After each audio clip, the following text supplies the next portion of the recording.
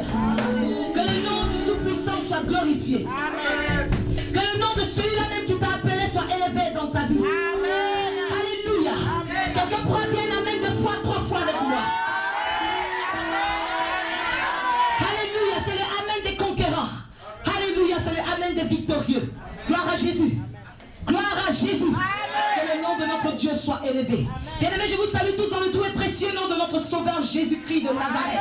En vous souhaitant vraiment mes vœux les meilleurs. Alléluia. Tant qu'on est dans la présence de Dieu, tout va bien. Alléluia. Tout va bien. Tout va bien. Tout va bien avec Jésus. Je sais que tout va bien. Quel que soit ce que tu traverses, déclare que tout va bien. Tout va bien. Hey. Tout va bien avec Jésus. Je sais que tout va bien. Alléluia. Nous sommes au début de l'année 2020 et nous avons pour habitude de donner un thème à l'année. Et c'est ce thème-là qui accompagne tout un chacun durant l'année. Alléluia. En même temps, nous sommes dans un nouveau mois. Donc, au-delà même du thème de l'année, nous avons aussi le thème du mois. Alors, le thème du mois de janvier, c'est « Il me manque une chose ». C'est le thème du mois, ce n'est pas le thème de l'année. Alléluia. Le thème du mois de janvier, c'est « Il me manque une chose ». Demandez-moi, pasteur, de quelle chose il s'agit. Alléluia. Si je dis qu'il me manque une chose, c'est ce thème que nous allons développer durant tout le mois de janvier. Alors je vais te donner une réponse ce soir. C'est que la chose qui te manque, c'est que tu dois comprendre parfaitement le thème de cette année qui n'a pas encore été révélé. Alléluia. Il te manque une chose, c'est de pouvoir comprendre le thème de cette année. Si tu as compris le thème de cette année, bien-aimé, tu es sauvé. Alléluia. Alors je veux, bien-aimé, que nous puissions entendre de la part du Seigneur que 2020 sera pour tous les campus l'année du challenge. Est-ce que quelqu'un est d'accord avec ce thème-là? Est-ce que ce thème parle à la vie de quelqu'un? Alléluia. Est-ce que ce thème-là résonne bien dans la vie de quelqu'un? Est-ce que ça résonne bien dans tes oreilles? Je dis que nous sommes dans l'année du challenge. Alléluia. C'est pour cette raison la chose qui te manque, c'est que tu dois réellement comprendre l'impact de ce thème dans ta vie. Tu dois comprendre de quoi est-ce qu'il s'agit. On parle de challenge, tu dois comprendre cela. Alors, pour pouvoir comprendre ce thème, nous allons faire tourner notre compréhension autour de 3 questions. Alléluia, pour aujourd'hui. La première question, c'est quoi un challenge? Alléluia. Qui peut me dire c'est quoi un challenge? Un défi. Ok. La deuxième question, pour quelle catégorie de personnes est-ce qu'on parle de challenge? Qui peut relever ce challenge-là? Qui? Les héros? C'est ça? Ok. Les avis sont mitigés. Donc ça veut dire encore qu'il nous manque une chose, on doit comprendre. Alléluia. Et comment y arriver? Comment on peut faire pour relever un défi? Comment on peut faire? Tu dois relever un défi. Alors si je veux m'appuyer sur cette définition, pour trouver une définition dans la Bible, je veux dire que pour Dieu, une épreuve est un challenge. Une épreuve est un défi à relever. Alléluia. On est d'accord avec ça ou pas?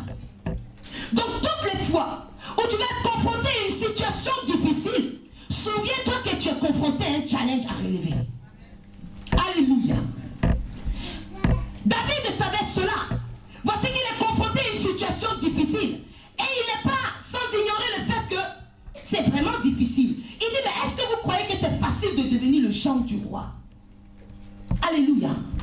Est-ce que vous pensez que c'est facile de devenir le gendre du roi? Amis de l'Éternel, pensez-vous que c'est facile de bénir ses ennemis? Est-ce que c'est facile de marcher dans la sanctification? Ceux qui arrivent à marcher dans la sanctification, comment est-ce qu'ils réussissent?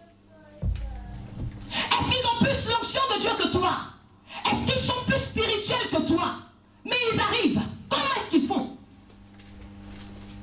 Alléluia. Est-ce que c'est facile de porter sa croix? C'est bien bon de le dire. Celui qui me suit le Seigneur, il porte sa croix, il me suit. Qui peut me dire que c'est facile de porter la croix? Ce n'est pas facile.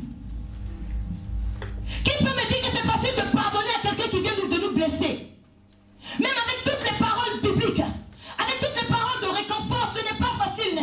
changer notre regard. Pour dire qu'à partir d'aujourd'hui, tout ce qui est difficile face à moi est un challenge, est un défi à relever. Alléluia. Je veux un miracle, c'est un défi à relever. Je veux un mariage, c'est un défi à relever. Je veux me lever pour venir à l'église comme ça, c'est un défi à relever, bien-aimé. Parce que se lever de son lit pour arriver ici, c'est parce que tu as relevé un défi. On a compris que nous tous, nous sommes capables de relever des défis. Le Seigneur ne peut pas donner un thème à des personnes qui ne sont pas capables. Alléluia. Alors, comment y arriver? C'est ça la vraie question. Alléluia. Comment y arriver? Il y a des choses à savoir. Nous voyons que David a réussi, non pas à donner 100 prépuces, c'est-à-dire qu'il est parti tuer. On lui demande d'emmener 100 prépuces. Lui, il va, il tue 200 personnes. Il donne 200 prépuces. On a l'impression que c'était une mission facile pour lui. Et comment il a réussi?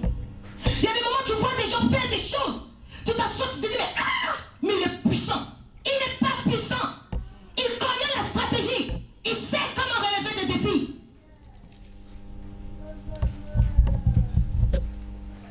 La première chose que quelqu'un doit savoir ce soir au milieu de nous, c'est qu'un défi ne doit pas être une habitude. Relever un défi ne doit pas s'inscrire comme une habitude dans ton esprit. Alléluia.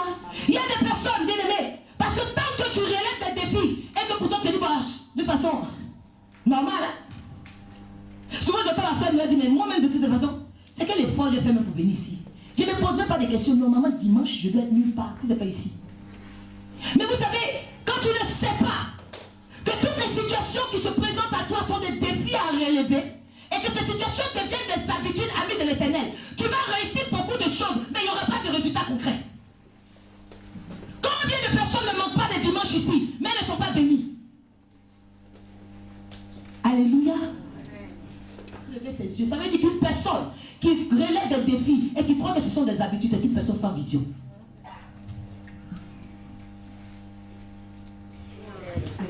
Quand tu n'arrives pas à évangéliser quelqu'un bien aimé, c'est pas parce que tu ne sais pas parler, tu as peur qu'on te dise non. Yes.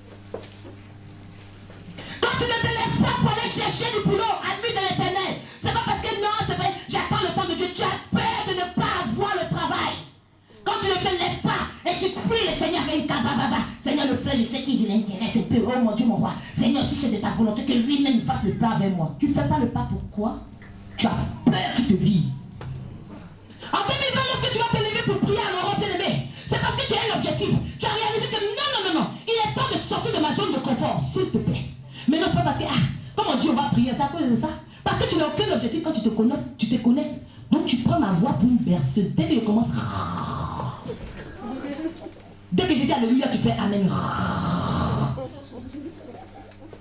Mais si ton objectif est de dormir, tu t'es connecté pourquoi?